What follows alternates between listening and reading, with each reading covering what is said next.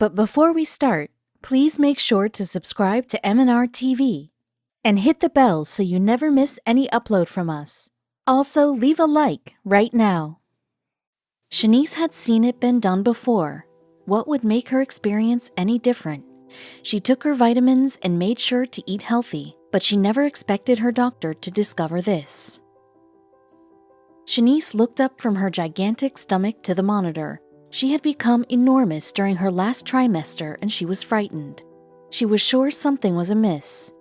Unending hunger, her back constantly aching, she was sure that nothing about this was right. As the nurse squeezed some cold jelly onto her huge stomach, she tried to ease her fears by saying, "These are completely normal symptoms of your first pregnancy." She held her breath as the screen scrolled across gray and black circles within her. "What's happening?" she asked, as the nurse quickly called the doctor. For as long as she could remember, Shaniece has always wanted her own family. She had watched her parents, devoted to each other since they were 16, and then her older sister had married her high school sweetheart straight after school. She thought everything would carry on being perfect, but she started to see an awful trial, and so much pain happened so early in their marriage. Her older sister Linda moved out when she was just 14 years old to live with her boyfriend, and Shaniece thought it wonderful to not have to listen to her bossy older sister anymore. She would have the whole house to herself, and her life would be far easier without having to share the space. What she wasn't expecting was that she would miss her sister, and the house became so quiet that she even missed the fights. They made plans to meet every weekend, but still, Shaniece could feel them drifting apart. On her last visit, she just couldn't believe to find her big sister in this state. Walking up the road to her sister's house, she waved to her brother-in-law driving past in his red pickup truck. He totally ignored her and sped off with what looked like a scowl on his face. Confused, she hurried along. Knocking on her sister's front door, she was still caught up in why Josh looked so upset. She tried to blow it off as a bad day at work, but when she saw her sister's tear-stained, blotchy face, she knew it was something far worse. Mascara ran trails down Linda's face, and her eyes were small and red beneath her pale skin. She didn't know why, but she blurted out, "What did he do?"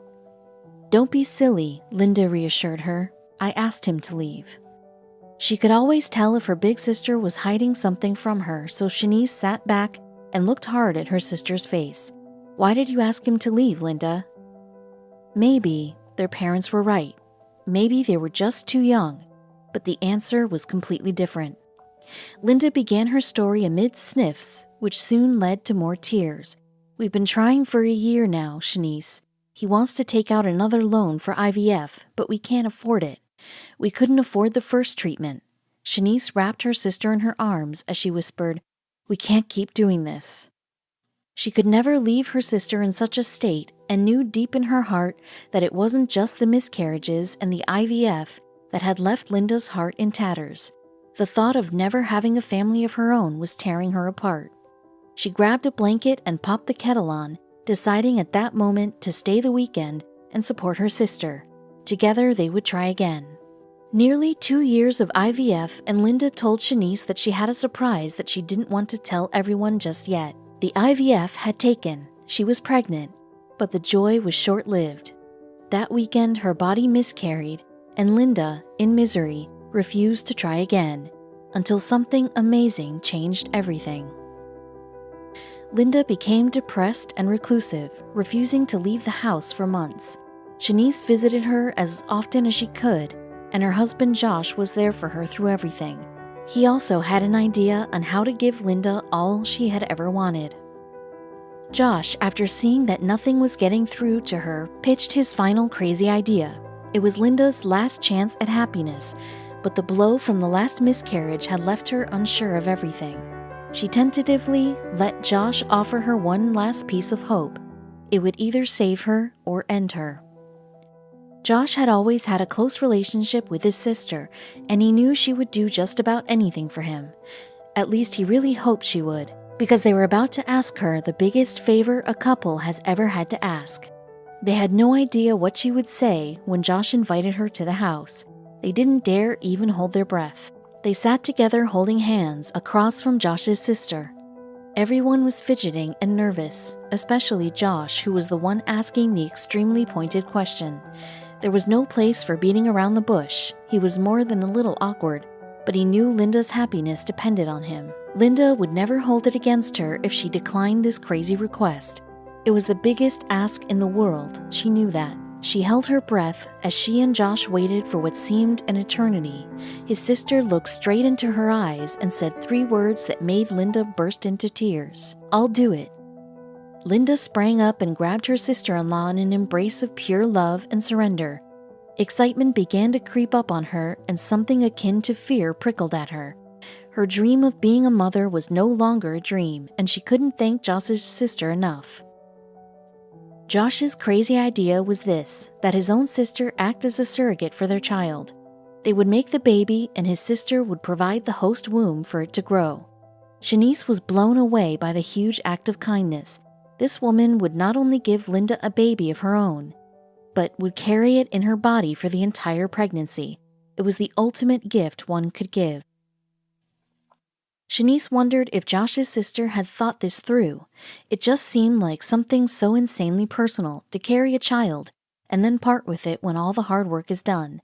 Josh's sister would go on to inspire Shaniece in the years to come and change not just one sister's life. Linda worried about the whole scenario right from the start. Part of the experience of becoming a mother was this 9-month journey, but her body just wouldn't do it, and it left her no choice. She would have to try Josh's idea and get her hopes up just one last time. After so many failed attempts, Linda was already hoping for the best, yet planning for the worst. What would she do if it didn't work? One thing that crossed her mind was all the children already born that needed good homes. Perhaps adoption was her path. Shaniece prayed every night for the pregnancy to take, and a miracle was taking place. The big day finally came, and when Josh's sister gave birth to Linda's baby, Shaniece cried for hours. It made her so happy that her sister had gotten the baby she had always wanted. Seeing all the miracles that had led to this amazing birth, Shaniece made a promise within herself that would beget even more good in the future. No doubt the entire process of Linda finally becoming a mom had an incredible impact on Shaniece. When you witness such selflessness, your desire to become better grows. When the time came for her to make someone else's dream come true, she never expected her experience to be so unique. Shaniece had recently turned 21 and immediately signed up to an organization through which she met Joanna and Steve. She sat her family down and told them that she had decided to give birth to this couple's baby. Everyone was filled with pride and wished her well as she flew to Los Angeles to undergo the procedure. But things were about to take a turn she hadn't expected. Joanna and Steve were over the moon. I was only 21 at the time, but I wasn't interested in partying and drinking. I wanted to help another couple fulfill their family dream. The first trimester went easily. After the first trimester, she knew something was not right, and she was right. Shaniece had only ever known one other surrogate, Josh's sister, who went through sickness, nausea, and sleep deprivation until she was nearly 8 months pregnant.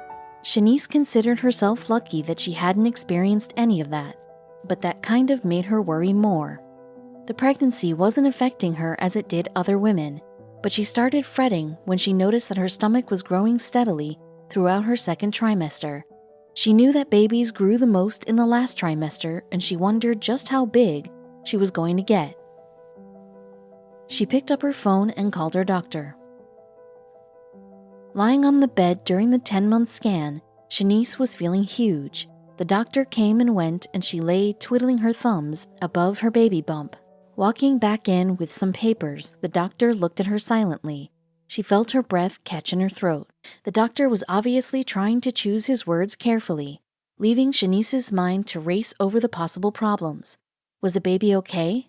She couldn't bear to have come this far only to tell Joanna and Steve she couldn't give them their dream baby. Finally, he spoke, and what he said left Shaniece shaking. Dr. Ryan began to smile and happily announced, "You're having triplets." Shaniece flushed hot and cold. Joanna and Steve wanted their dream baby. What would they say when she told them she had managed to carry 3? She had no idea what to do next. Joanna and Steve notably overjoyed at the news, and as the weeks passed, Shaniece's stomach grew to an enormous size that was clear as day, not the result of merely one baby. Her whole body ached with the weight of them all, but she didn't care. She knew she was doing the right thing. Could anything change her mind? Willow, Daisy, and Harrison were born, small but healthy. Even though I was only 21 and it was a huge responsibility carrying their babies, it was one of the best experiences of my life, she happily proclaimed. And she has a lot to say about the journey. I had no morning sickness or cravings. The whole pregnancy flew by, and with the support of Joanna and Steve, it was amazing, and I would recommend it to anyone, she later shared. But this was not goodbye. After 2 weeks of intensive care, Willow, Daisy, and Harrison were strong enough to go home for the first time with their parents. Shaniece now visits them every birthday.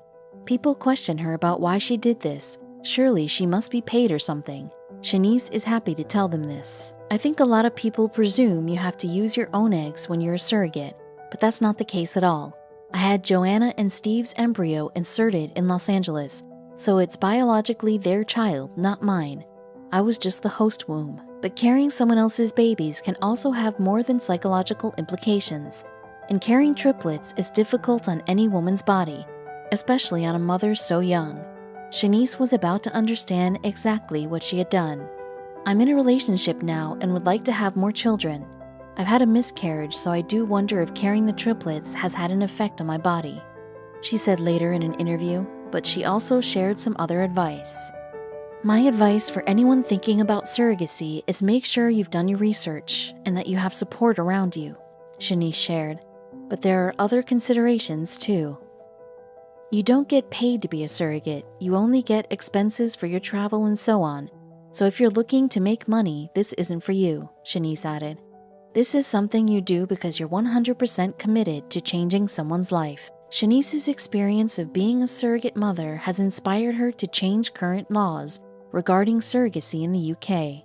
She feels like parents should have more control because currently, everything is asked to the mother birthing the child, regardless of DNA. She says, throughout the pregnancy, I had all the questions about the babies directed at me. For example, birth plans, vaccinations, scan dates. I would just turn to Joanna and Steve and say, "What do you want to do?" It was my body, but they weren't my babies. If the law could change so the parents could make the decisions, it would make things easier on both parts, she added. Many surrogate mothers feel the same way too.